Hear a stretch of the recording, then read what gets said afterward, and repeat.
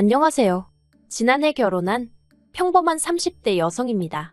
남편이랑은 연애만도 3년이나 했고 그 사이 어느 다른 연인들처럼 다툼도 있었지만 그래도 돌이켜 생각해보면 비교적 평범하고 즐거운 시간을 보냈던 것 같아요. 그렇다면 별 문제 없어 보이는 제가 왜 사연을 보내게 되었냐고요? 그건 바로 정신 나간 어머님과 신우 때문입니다. 발단은 지난 달이었습니다. 어머님이 신우가 유학을 가고 싶어 한다는데 저희 부부더러 한 1,000만 원만 보태라고 하시더라고요. 그런데 그 말씀이 부탁이 아니라 어찌나 당당하고 마치 명령같이 들리던지 저는 순간 제가 어머님께 무슨 빚이라도 졌나 싶었다니까요. 가족이니까 돕고 살아야 한다는 말씀을 덧붙이셨는데 가족이라 그 말 한마디가 저로 하여금 지나간 시간들을 되짚어보게 만들었습니다. 남편과는 결혼 전 약 반년 정도 동거를 했었어요. 남편은 당시 회사 근처에서 오피스텔 전세를 얻어놓고 살고 있었거든요. 그런데 계약이 끝나는 시기도 애매해졌고 그렇다고 월세로 돌리자니 새가 보통이 아니더라고요. 그러자 남편이 먼저 동거 이야기를 꺼냈습니다.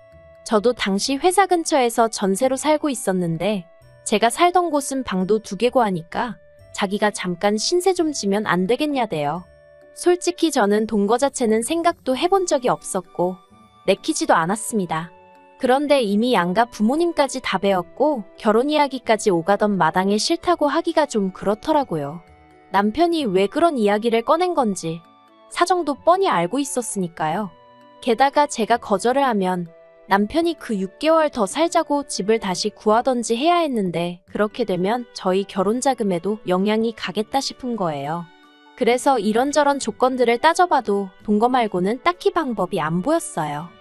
그런데 막상 같이 살아보니까 꼭 나쁜 것만은 아니더라고요.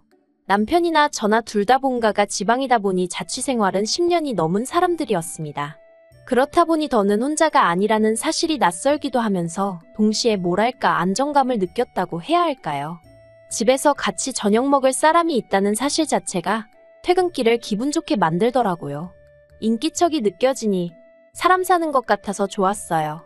물론 생활 습관이 다른 부분이 있었기에 불편한 부분도 아예 없는 것은 아니었지만 어차피 결혼하면 한 번쯤은 겪어야 하는 일이라고 생각하니 그렇게 못 견딜 일도 아니었지요. 그런데 그렇게 남편이랑 같이 산 지 2달쯤 되어갈 무렵 어머님께서 신우를 좀 데리고 있어달라며 부탁을 해오셨어요. 신우는 당시 저희 집에서 30분 정도 떨어진 곳에 위치한 대학에 다니고 있었는데 그때가 졸업을 앞둔 마지막 학기였거든요. 그동안엔 엄한 아버님 때문에 본가에서 서울로 거진 왕복 3시간씩 들여 통학을 하고 있었고요. 아무튼 그런데 이제 막 학기다 보니 취업 준비다 뭐다. 시간이 아깝다면서 저희 집에 있게 해달라고 시부모님을 졸랐던 모양이에요. 솔직히 이 이야기를 듣고 좀 어이가 없었습니다. 100번 양보해서 시간이 아깝다는 말도 서울에 있고 싶은 마음도 저도 이해는 했지요. 하지만 당시 어쨌든 결혼 전이었고 집도 제가 계약한 제 집이었잖아요. 자기 오빠인 남편은 엄연히 저에게 신세를 지는 중이었고요. 그러니 저에게 먼저 물어봤어야 되는 거 아닌가 싶대요. 그리고 말이 좋아 부탁이지 결혼 앞둔 예비며느리인 제 입장에선 어머님의 말씀은 통보나 다름이 없었습니다. 상황이 마음에 들고 안 들고를 떠나 선택지가 없었던 거지요. 그래서 울며 겨자 먹기로 알겠다고 하고 신우랑 같이 살게 되었네요. 솔직히 처음엔 속상했지만 그래 평생 살라는 것도 아니고 3-4달만 살면 된다 하니 지혜롭고 사이좋게 지내야겠다 생각했어요. 하지만 제가 어떻게든 싫다는 의사를 전했어야 했습니다. 솔직히 남편하고도 별 문제 없이 살았고 신우도 남편과 피를 나눈 남매이니 성격이라던가 성향이라던가 비슷하지 않겠나 싶었거든요. 그런데 제가 너무 순진했던 걸까요? 신우의 성격은 남편과는 정말 판이하게 달랐습니다. 매사 시원시원하고 그러면서도 옳고 그름을 따질 줄 알았던 남편과 달리 신우는 소위경우라는 게 없더라고요. 제가 신우랑 있었던 일을 다 말하자면 끝도 없는데 한두 가지만 말해볼게요. 일단 저는 퇴근 후엔 항상 간식이라던가 먹을 걸 사들고 집에 갔어요. 원래는 간식을 그다지 좋아하는 편이 아니었는데 남편과 같이 살기 시작한 이후로는 그렇게 같이 뭐라도 먹으면서 TV도 보고 영화도 보고 그러는 게 좋더라고요. 그런데 이제 신우가 오게 된 이후로는 저희 둘 것만 달랑 사갈 순 없잖아요. 그래서 인원수에 맞춰서 3개씩 사가기 시작했습니다. 그리고 그렇게 되면 제가 일일이 말하지 않아도 하나는 남편 거, 하나는 제 거, 하나는 신우 거 이렇게 암묵적으로 정해져 있는 거 아닌가요? 하지만 어이없게도 제가 씻고 나온다던가 제가 잠깐 다른 일을 한다던가 그러면 그새 제 몫의 간식이나 먹을 거리가 사라지고 없는 겁니다. 막말로 냉장고에 있던 간식을 쥐가 물어갈 리도 없고 도둑이 들었을 리도 없고 그런데 그럴 때마다 남편도 신우도 자긴 아니라고 딱 잡아떼더라고요. 정말이지 그 2, 3천 원짜리 간식 때문에 마치 형사라도 된 것 마냥 따지고 들기도 뭐해서 그냥 몇 번을 넘어가긴 했는데 몇 번 비슷한 일이 반복되니까 너무 짜증나는 거예요. 그래서 언젠가부턴 저도 제 몫의 간식은 저랑 남편이 쓰는 방에 따로 챙겨놓거나 냉장고 깊숙이 숨겨놓고 그랬네요. 그래도 결국엔 없어지기 일쑤였지만요. 아무튼 그런 날들을 보내던 중 하루는 대대적으로 대청소를 하게 되었습니다. 신우한테도 대청소한다고 시간 비워놓으라고 했었는데 신우는 까먹었다며 홀랑 외출한 상황이었고요. 얄미워서 신우가 쓰는 방은 빼고 해버릴까 하다가 그러다 괜히 문제 생기면 집주인한테 전화 욕먹지 싶어서 그 방도 청소를 해주려고 방문을 열었는데 세상에 막말로 돼지우리가 따로 없더라니까요. 하루에 샤워도 2번씩 하고 화장을 하는 건지 그림을 그리는 건지 그렇게 공들여 화장도 하는 신우였는데 방은 아주 개판을 쳐놨더라고요. 그리고 그 상황에서 저를 더 황당하게 한 건 그간 없어졌던 간식들의 포장지나 비닐들이 다 신우방 침대 밑에서 나왔다는 거지요. 그 쓰레기를 다 끄집어내서는 거실을 청소 중이던 남편을 불러서 직접 한번 보라고 했어요. 남편이 한동안 말을 잇지 못하대요. 그리고 그뿐만이 아니었습니다. 이미 짜증은 짜증대로 나 있었지만 그것과는 별개로 청소를 하다 보니 신우의 누래진 이불이 제 눈에 들어오더라고요. 그리고 생각해보니까 저희 집에 온 이후로 자기가 매일 덮고 자는 이불을 한 번도 빠는 걸 못 봤다 싶대요. 남편더러 아가씨는 이런 게 찝찝하지도 않나 봐 어떻게 이래놓고 살지. 한마디 했더니 집에서는 어머니가 다 해주셨으니 그런 거 아니겠냐며 그래도 동생이랍시고 감싸더라고요. 그리고 한편 저는 저대로 좋은 마음으로 청소하는 김에 다 해주자 싶어가지고 이불을 들쳤더니 거기엔 또 생각지도 못한 물건이 있었습니다. 바로 제 옷들이었지요. 그동안 찾아도 없길래 내가 세탁소에 드라이라도 맡겨놓고 안 찾아왔나. 친정에 갖다 뒀나 하고 막연히 생각만 하고 있던 옷들이 거기 다 있더라니까요. 같이 이불을 끄집어내던 남편도 신우 침대 위에 아무렇게나 포개진 제 옷을 보더니 한숨을 푹 내쉬대요. 그리고는 잠시 저를 쳐다보더니 그대로 신우한테 전화를 하러 가더라고요. 저는 저대로 어이가 없어가지고 남편을 말려야겠다 뭐 그런 생각도 못했습니다. 그리고 1~2시간이나 지났을까? 신우가 집에 들어왔어요. 그런데 저는 솔직히 신우가 꽤나 기죽어서 들어오지 않을까 싶었거든요. 그런데 이게 웬걸. 자기가 뭘 잘했다고 아주 기세등등해서 들어오대요. 그리고는 저더러 한다는 말이 방주인도 없는데 방문을 열어보는 게 어딨냐면서 저더러 매너가 없다고 아주 발악을 하는 거예요. 방귀 낀 놈이 성낸다고 해야 하나? 황당해서 제가 신우더러 아가씨는 할 말이 지금 그거밖에 없어요? 그동안 내 간식이랑 그런 거 아가씨가 다 갖다 먹은 거 맞죠? 그리고 남이 옷은 왜 이렇게 숨겨놨어요? 언제 와서 가져간 거예요? 하곤 다다다다 쏘아댔습니다. 신우가 당황을 한 건지 점점 목에 핏대를 세우더니 기껏 한다는 소리가 자긴 제가 무슨 말을 하는 건지 모르겠대요. 저더러 혹시 자길 쫓아내고 싶어서 제가 이런 상황을 꾸민 건 아니냐는 헛소리까지 하더라니까요. 아주 신우가 눈을 희번덕거리면서 달라드는데 쌍욕을 해줄 수도 없고 이걸 어떻게 하지 그러고 있었습니다. 그런데 그때였어요. 벼랑간 짝하는 소리와 함께 남편이 신우 뺨을 때렸더라고요. 그러면서 지금 뭘 잘했다고 그러냐며 저한테 당장 사과부터 하라 했습니다.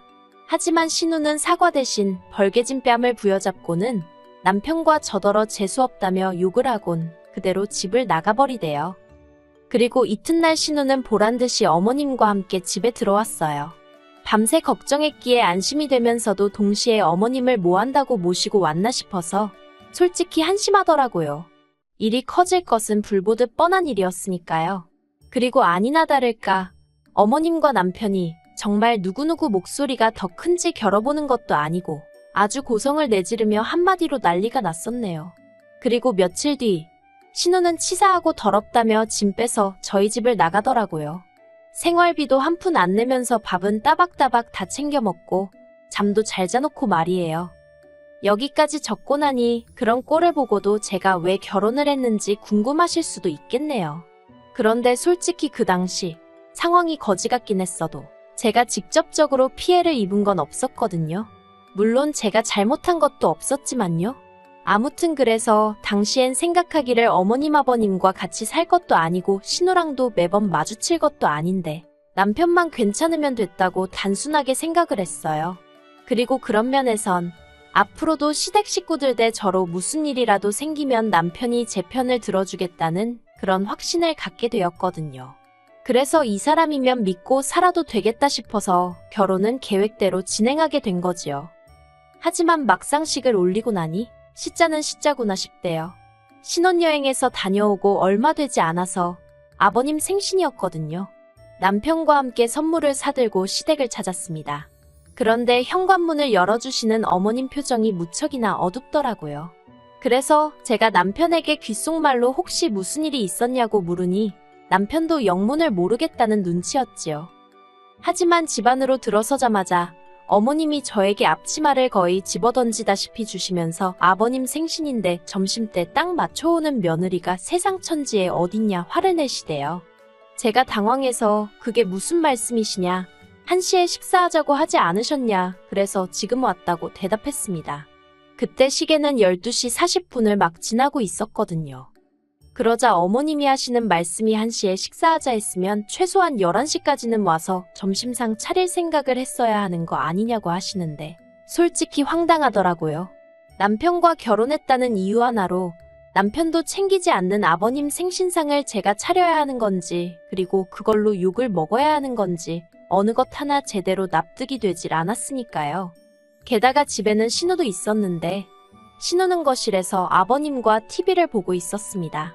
그렇게 아버님 생신상이 중요한 일이었다면 신우랑 어머님이 하실 수도 있는 거 아닌가 싶대요. 어머님께 욕을 먹는 내내 이 집안에서 난 뭐지? 하는 생각만 들고 피곤하더라고요.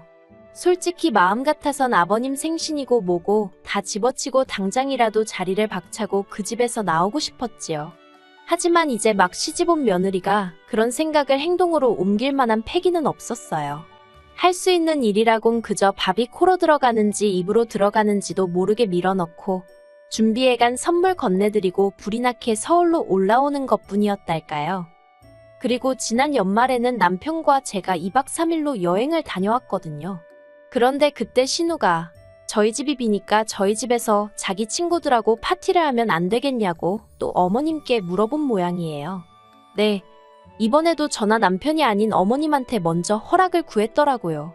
그리고 어머님은 그런 신우에게 그러라고 허락을 하셨다면서 저희 현관 비밀번호를 물어보셨습니다. 하지만 일전에 당한 바가 있으니 같은 실수를 2번 할 수는 없잖아요. 그래서 안 된다고 딱 잘라 거절을 했네요. 그러자 신우가 어머님과 저희 남편에게 서운하네 어쩌네 아주 난리를 친 모양이에요. 오죽했으면 어머님이 저희 부부를 소환해 하나밖에 없는 신우이라면 잘해주라고 여러 번 당부까지 하셨을까요? 그리고 그런 일들이 몇 번이고 반복되는 와중에 학비를 보태주란 소리가 나온 겁니다. 제가 도와주고 싶을 리가 없지요. 그래서 엊그제 어머님께 학비는 못 보태준다고 말씀드렸어요. 그랬더니 어머님이 지나간 온갖 옛날 일들을 다 끄집어내서는 저더러 마음 씀씀이가 작다 야박하다 그러니 신우가 너를 불편해하는 거다. 별의별 안 해도 되는 소리까지 다 하시더라고요. 그래도 결국엔 어른한테 이런 표현은 쓰고 싶지 않지만 저는 어머님이 스스로 당신 발등을 찍으셨다 생각합니다. 어머님이 아무 말이나 막 하신 덕분에 저는 신우는 물론이고 앞으로 시댁 누구에게도 돈 한 푼 쓰지 않겠다는 마음을 갖게 되었으니까요. 솔직히 어머님은 말끝마다 가족이니까 하시지만 제가 정말 이 집에서 가족이 맞나 싶어요. 명절이고 뭐고 모였다 하면 남들이 하기 싫은 일이 제가 할 도리이고 남들이 모른 채 하는 일이 제가 알아서 먼저 챙겨야 하는 일이고 그러면서도 누구 하나 저는 어떤 사람인지 뭘 좋아하는지 묻지도 알아보려고 하지도 않았거든요.